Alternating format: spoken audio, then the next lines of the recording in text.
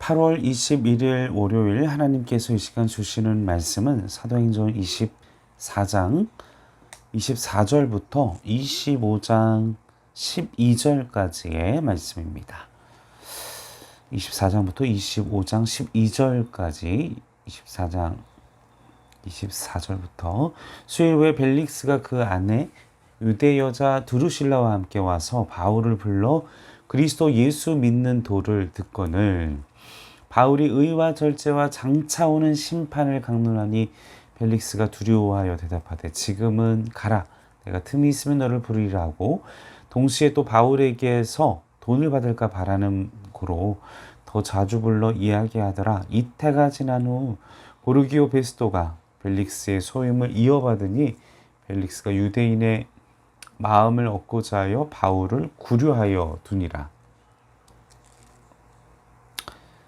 베스토가 부임한 지 3일 후에 가이사랴에서 예루살렘으로 올라가니 대제사장들과 유대인 중 높은 사람들이 바울을 고소할세 베스토의 호의로 바울을 예루살렘으로 옮기기를 청하니 이는 길에 매복하였다가 그를 죽이고자 함이더라. 베스토가 대답하여 바울이 가이사랴에 구류된 것과 또 자기도 멀지 않아 떠나갈 것임을 말하고 또 이르되 너희 중 유력자들은 나와 함께 내려가서 그 사람에게 만일 옳지 아니한 일이 있거든 고발하라 하니라. 베스토가 그들 가운데서 8일 혹은 10일을 지낸 후 가이사랴에 내려가서 이튿날 재판 자리에 앉고 바울을 데려오라 명하니 그가 나오매 예루살렘에서 내려온 유대인들을 둘러서서 여러 가지 중대한 사건으로 고발하되 능히 증거를 대지 못한지라. 바울이 변명하여 이르되 유대인의 율법이나 성전이나 가이사에게나 내가 도무지 죄를 범하지 아니하였노라 하니 베스토가 유대인의 마음을 얻고자 하여 바울더러 묻되 내가 예루살렘에서 올라가서 이 사건에 대하여 내 앞에서 신문을 받으렸느냐. 바울이 이르되 내가 가이사의 재판 자리 앞에 섰으니 마땅히 거기서 신문을 받을 것이라. 당신도 잘 아시는 바와 같이 내가 유대인에게 불의를 행한 일이 없나이다. 만일 내가 불의를 행하여 무슨 죽을 죄를 지었으면 죽기를 사양하지 아니할 것이나 만일 이 사람들이 나를 고발하는 것이 다 사실이 아니면 아무도 나를 그들에게 내어줄 수 없나이다. 내가 가이사께 상소하노라 한데 베스토가 배석자들과 상의하고 이르되 내가 가이사에게 상소하였으니 가이사에게 갈 것이니라 하니라. 아멘. 자, 계속해서 우리가 24장 24절 말씀 보시면 자, 어떤 상황들이 벌어집니까? 지금 이제 두 명의 총독이 나오죠. 벨릭스와 그 다음에 베스토의 총독에 대한 얘기가 나오고 있습니다.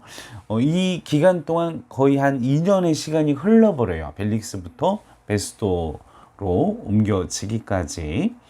자, 벨릭스가 처음에 우리가 24장 24절 말씀에서 보면 24절에 보면 이제 바울을 만나서 복음에 대한 얘기를 듣고 두려워하고 기회를 얻습니다. 우리 마음 가운데 죄에 대한 우리의 삶에 대한 또 내 안에 죄에 대한 두려움, 죄에 대한 깨달음, 죄에 대한 경각심, 죄에 대한 죄책감 이런 감정들이 몰려오면 그것은 성령께서 우리에게 감동을 주시고 죄를 멀리하고 죄를 구별하고 또 죄에 대해서 우리가 떠나가는 기회를 그리고 성령께서 말씀하고 계시는 것임을 기억하시기를 바랍니다. 자, 그리고 또 기회가 계속 있었어요. 24장 26절 27절 말씀에 보면 계속 만납니다.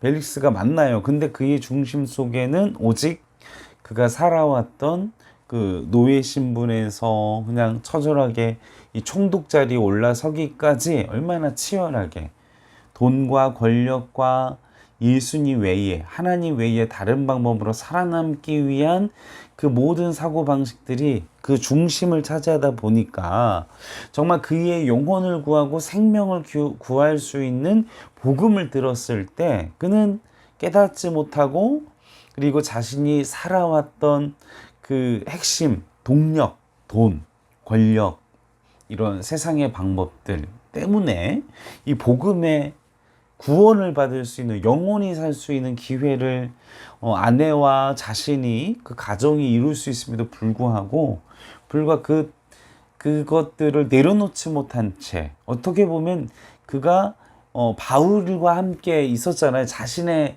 관할, 얼마나 큰 은혜입니까? 우리가 하나님의 큰 은혜죠.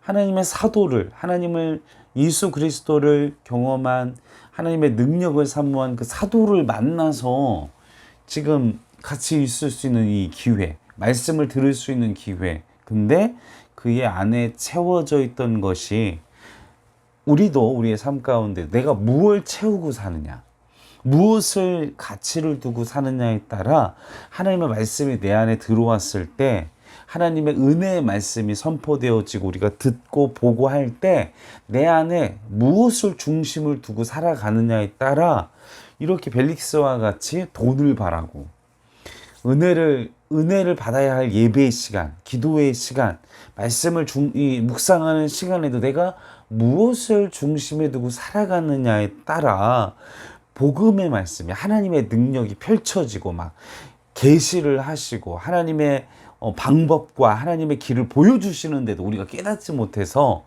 우리가 벨릭스와 같은 미련한, 벨릭스와 베스토도 이 마찬가지 실수를 범하잖아요.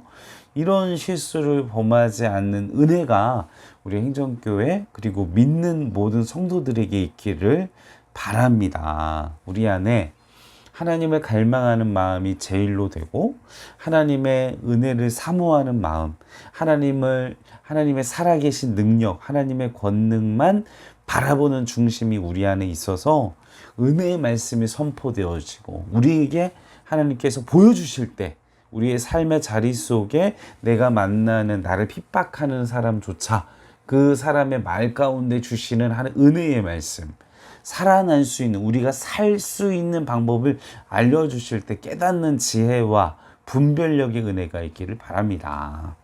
자, 오늘 본문 말씀 계속해서 25장부터 보겠습니다. 1절과 12절, 이제 베스도, 새로 부임한 베스도를 만나서 이제 1절부터 12절까지 이 베스도와의 이제 또 상황들이 전개되는 것을 보게 됩니다.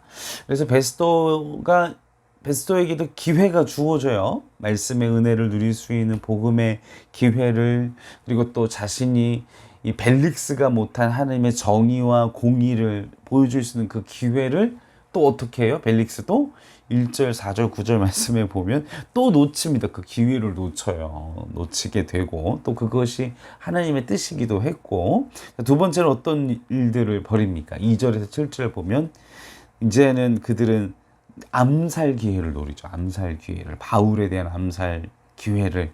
그래서 하나님께서 바울에게 또 영적인 분별력과 자신이 어디에서 살아야 할지 삶의 자리를 결정하는 8절에서 12절, 가이사에게 호소하여 이제 로마로 행하게 되는, 만약에 그가 예루살렘에 갔다면 어떻게 됐을까요? 암살되어 바울이 죽었을 거예요.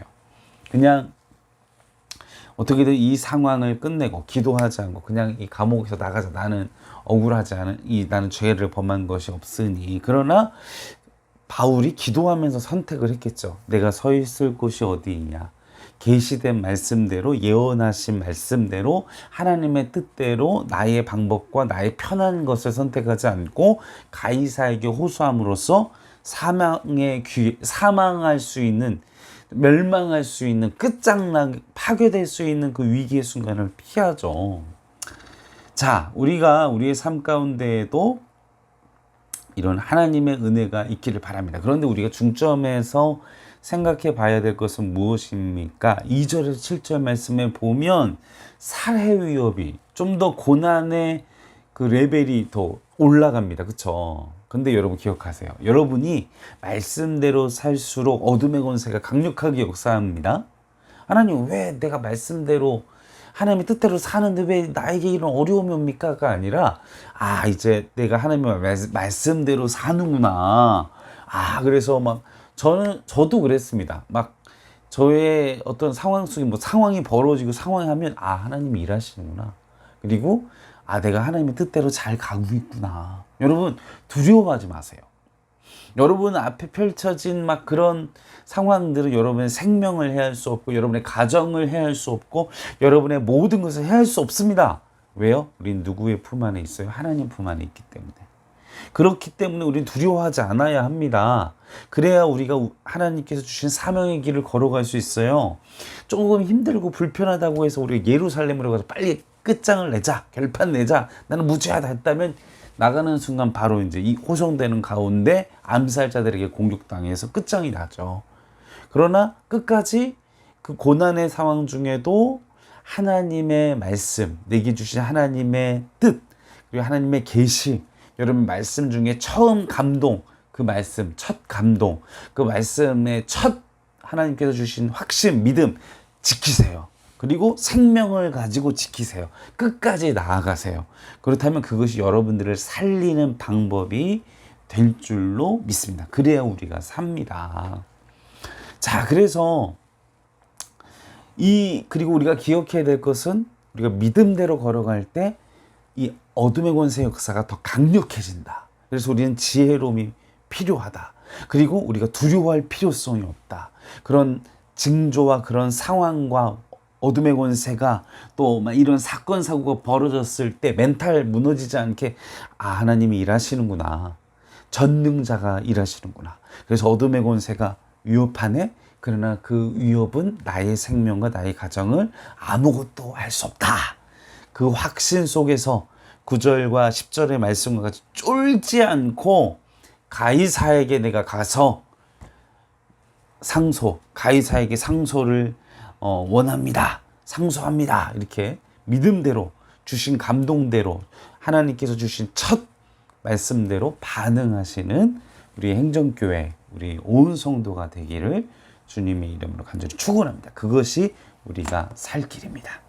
살아계신 아버지 하나님, 하나님께서 우리에게 말씀하시고 우리의 죄를 깨닫게 하시고 하나님의 은혜를 주시는데 내 안에 있는 내 중심이 정욕과 욕심과 돈과 쾌락으로 가득 차서 말씀을 깨닫지 못하고 내가 편한 대로 결정해서 나의 삶이 힘들진 않는지 환난 가운데 있는지 분별하게 하시며 또한 그 위기 속에서도 우리가 두려워하지 않고 그런 상황들 속에 전능자의 손, 전능하신 하나님의 손, 전능하신 하나님의 역사 안에서 평안을 누리고 우리가 나를 위협하는 나를 살해하려는 그 모든 위협과 공격 속에 우리가 믿음을 지키며 평안하며 또 하나님의 역사와 하나님의 살아계심을 의지하며 우리에게 주신 하나님의 사명, 내게 주신 하나님의 첫 감동, 믿음을 끝까지 지키는 우리가 될 수 있도록